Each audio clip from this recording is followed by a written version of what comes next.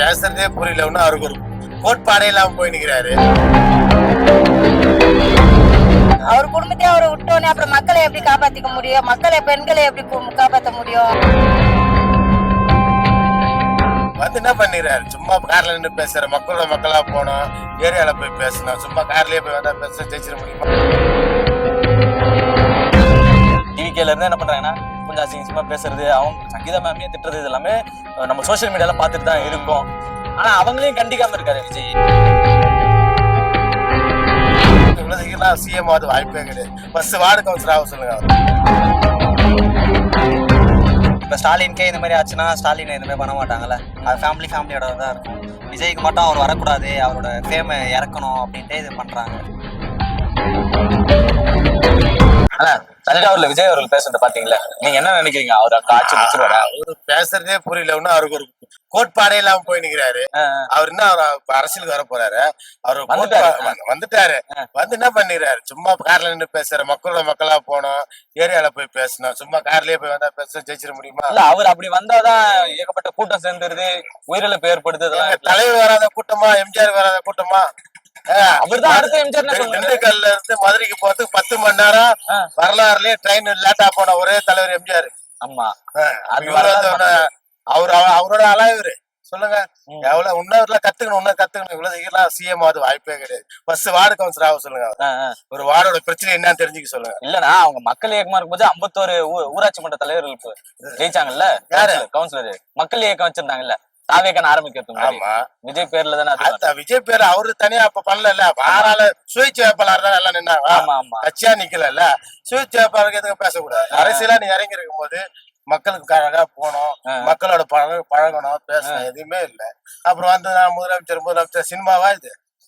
இப்ப ஒரு ஓட்டுக்கோசம் ஃபைட் பண்ண சினிமால அது மாதிரி பண்ண முடியாதுலாம். வாழ்க்கை தலைவர் இவரே நல்லாதான் பண்றாரு. யாரு? ஸ்டாலின் ஐயா அழகா பண்றாரு, நல்லா எங்களுக்கும் பண்றாரு, துப்புரவு பணியாளர்கள் எல்லாம் உதவி பண்றாரு, சாப்பாடு போடுற எல்லாம் பண்றாரு.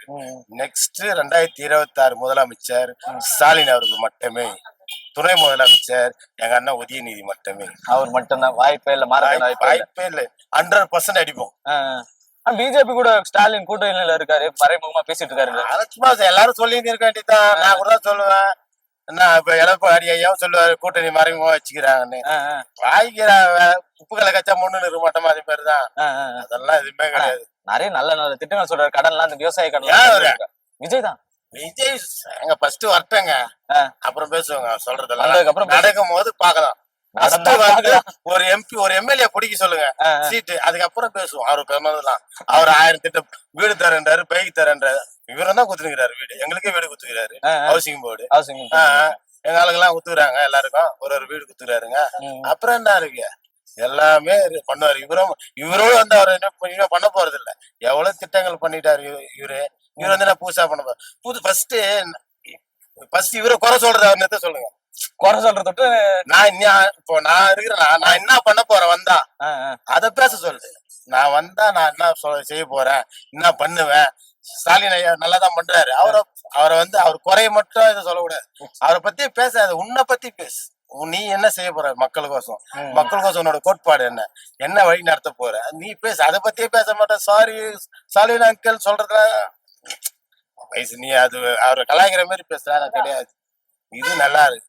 உனக்குன்னு வழி தனியா ரோடு போடு, என்ன தனியா வழி அமைச்சுன்னு போ. அதுதான் அழகா போ. அப்போ நீங்க பண்ணு, அப்போ உனக்கு நாவலையும் சப்போர்ட் பண்ணலாம், தப்பு இல்ல. எதுவுமே இல்லாம சும்மா அவரை பாட்ட சாரி சல்னங்கர் அவரை இன்னைக்கு நேத்தா வந்து 18 வயசுல இருந்து அந்த அரசியல் இருக்கிறாரு. சர்வீஸ் வரைக்கும் பார்த்தாலே 50 வயசு. இதுல சர்வீஸ் 50 வருஷம் இருக்குது அவருக்கு. நேற்று சினிமால இருந்து நீ வந்து பண்ணாலும் உன்னோட இதே எதுவுமே சொல்ல மாட்டிய, என்ன பண்ண போறன்னு சொல்ல மாட்டிய. ஒரு கட்சிக்காரனை கூப்பிட்டு இப்ப கேட்டா உங்க கட்சியோட கொள்கை என்னன்னு சொல்ல தெரியலையே. இது கட்சி கூப்பிட்டு ஸ்டாலின் கட்சிய சொல்லுவாங்க கோட்பாடு. நாங்க இப்படி பண்ண போறோம், அப்படி பண்ணோம், இப்படி இருக்கிறோம், இது இருக்கிறோம்னு சொல்லுவாங்க. என்ன சொல்ல போறாங்க உங்க ஆளுங்க? ஒண்ணுமே சொல்ல மாட்டாங்க, எதுவுமே பேச்சு தெரியல. சும்மா டிவிக்கே அப்புறம் டிவிக்கு தான் போகணும். எல்லாரும் டிவிக்கு தான் போகணுன்றது அண்ணன் தெளிவா சொல்லிட்டாரு.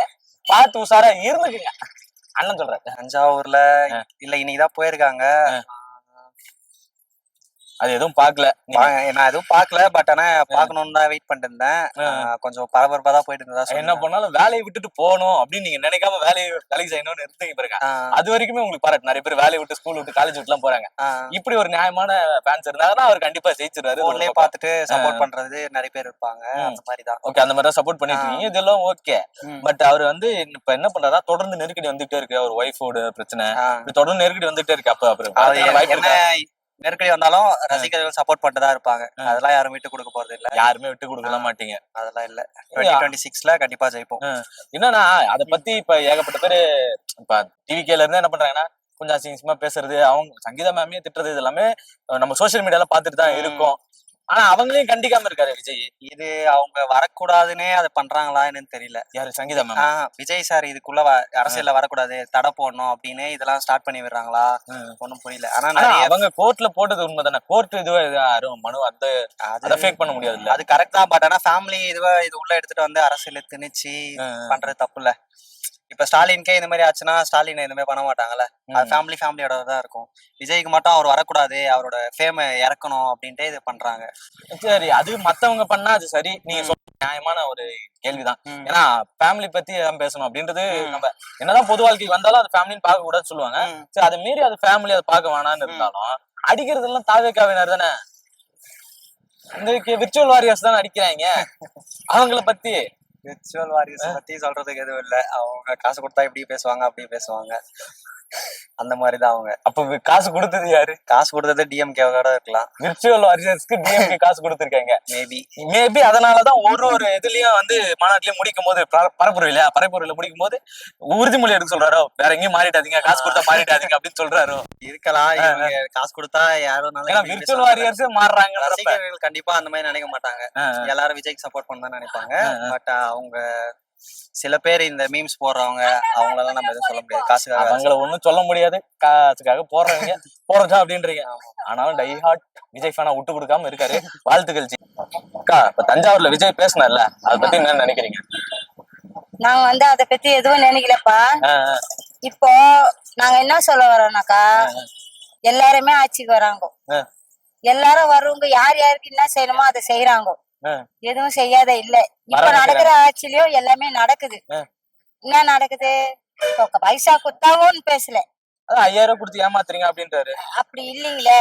5000 ரூபாய் குடுக்கறது எல்லாருக்கும் குடுத்துதானே இருக்காங்க. குடுக்கலே சொல்ல முடியாது இல்லையா. குடுத்து இருக்காங்க. எந்த ஆட்சியில யார் வந்தாலும் என்ன வேணாலும் என்ன செய்யணுமோ அதை செய்யறாங்க. இவங்க செய்யறாங்க. ஏமாத்துறாங்க அப்படின்னு சொல்லி மக்கள் எல்லாரும் அவர் பக்கம் தான் இருக்காங்க அப்படின்னு சொல்லி இருக்காரு. அவரு பெண்களுக்கு பாதுகாப்பு தருவேன்னு சொல்லியிருக்காரு. யாரு? விஜய். இப்ப வந்து இவங்களும் தான் பாதுகாப்பு தராங்க, இவங்களும் தராதுங்க இல்ல. அந்த கட்சி நம்ம இவங்களும் ரெட்டல கட்சிலயும் தான் எல்லாமே செய்யறாங்க, இவங்களும் தான் செய்யறாங்க. நீங்க வரவங்களும் நீங்க செய்ய போறீங்க. நீங்க இதுக்கு முன்னே செய்யல, இதுக்கப்புறம் செய்வீங்க.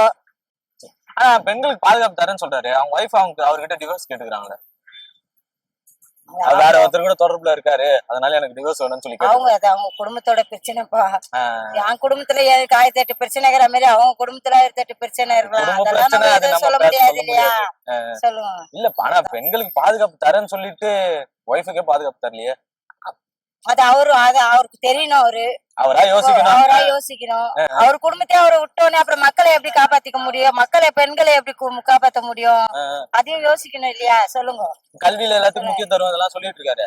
ஆனா அவரோட பொண்ணோட பட்டமளிப்பு விழாக்கு அவர் போகலையா அப்படின்னா அப்போ நாங்க என்னன்றோம்னாக்கா, இந்த இதுக்கே அவர் குடுக்கலனாக்கா அப்புறம் நாங்க என்ன சொல்றது? சொல்லுங்க. அப்ப நீங்க என்ன சொல்ல வரீங்க? அவர் பொண்டாட்டிக்கும் மரியாதை கொடுக்கல, ரெஸ்பெக்ட் கொடுக்கல, பையனுக்கும் முக்கியத்துவம் கொடுக்கல. அப்புறம் எங்க இருந்து மக்களை பார்க்க போறாரு? சரியான கேள்விக்கா. இவ்வளவு பேரும் இறந்தாங்க, அவங்களுக்கும் வந்து நீங்க அவங்களையே காப்பாத்திக்கலையா முதல்ல? ஆனா என்ன பண்ணாலும் மக்கள் கூட தான் இருக்காரு அப்படின்னு சொல்லிட்டு இருக்காரு. அவருக்கு ஏதாச்சும் ஒரு அட்வைஸ் சொல்லி முடிச்சிருங்களேன். நான் என்ன சொல்றது? என்ன சொல்றது புரியாதுன்றாங்க. அது சொன்னாலும் புரியாது அப்படிதான் சொல்றீங்க. அது நகசமா சிரிச்சு சொல்லிக்கிறாங்க. ஐயா, தஞ்சாவூர்ல விஜய் போய் பேசினார்ல, என்ன நினைக்கிறீங்க? அவரு ஜெயிச்சிருவாரு அந்த இடத்துல? பயிர் கடன் எல்லாம் தள்ளுபடி பண்ற அப்படின்னு சொல்லிருக்காரு. ஜெயிச்சிருவாரு. இல்ல, அவரை பத்தி நிறைய பேர் வேற வேற விதமா பேசிட்டு இருக்காங்க. நிறைய செங்கல்பட்டுலாம் நிறைய. நீங்க செங்கல்பட்டு? நீங்க அவர் இவ்வளவு எதிர்ப்புகள் மீறி எப்படி வர முடியும்? ஏன்னா இங்க ஏற்கனவே ஸ்ட்ராங்கா இருக்காங்க, ஏகப்பட்ட நெருக்கடி கொடுக்குறாங்க. எப்படி வருவார் சொல்றீங்க? மக்கள் கொஞ்சம் இருக்காங்க, மக்கள் அவங்களுக்காக சப்போர்ட்டா நிக்கிறாங்க, அதனால வந்துருவாங்க. அவருக்கு எந்த பிரச்சனையும் இல்ல. ஒண்ணு மாத்தமா இல்ல. பேசினா அவர் பாட்டுன்னு போயிட்டாரு. ஆனா வேலையில கண்ணா இருக்காரு. அதே மாதிரி விஜய் வேலையில கண்ணா இருக்காரு. என்ன பண்ணுமோ அதை நம்ம பார்த்து பண்ணணும். ஜெயிச்சிருவாருன்னு நம்புறாங்க. நம்பிக்கை என்னவோ பாத்துடலாம்.